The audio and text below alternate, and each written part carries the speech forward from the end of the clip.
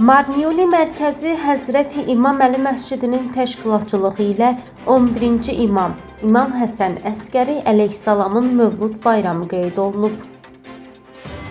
Oktyabrın 1-də şam namazından sonra məscidin həyətində bayram süfrəsi açılıb.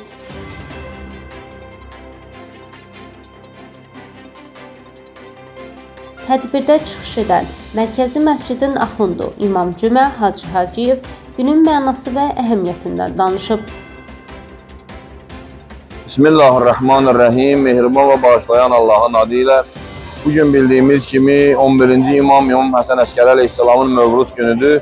Bugün münasibətindən mömin qardaşlar və möminə bacılar İmam Əli əleyhissalam məscidinin Hüseyniyyəsində yığışıblar. Bayram tədbiridir. İmam Həsən Əskəri əleyhissalamın doğum münasibətindən ağanın diri balası İmam Zaman əleyhissalamı və bütün dünya müsəlmanlarını və məxsusən də Əhl-i Beyt dostlarını təbrik edirəm. Və eyni zamanda bugün bizim hər il olduğu kimi Kərbala qurbanlarımız var. İmam Əli məscidinin ərbəyinə apardığı qrup hər il bir qurban İmam Hüseyin əleyhissalama, bir qurban da Həzrət Abbas əleyhissalamın əcd edərək kəsilir. Və bugün həmən qurbanlar da kəsilib. Allah ali dərəcədə inşallah qəbul eləsin.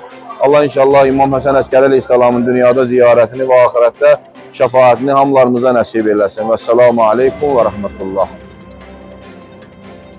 Bayrama Marniyuli ilə yanaşı digər bölgələrdən də din xadimləri qatılıblar. Tədbir ilahi nəğmələrlə yekunlaşıb.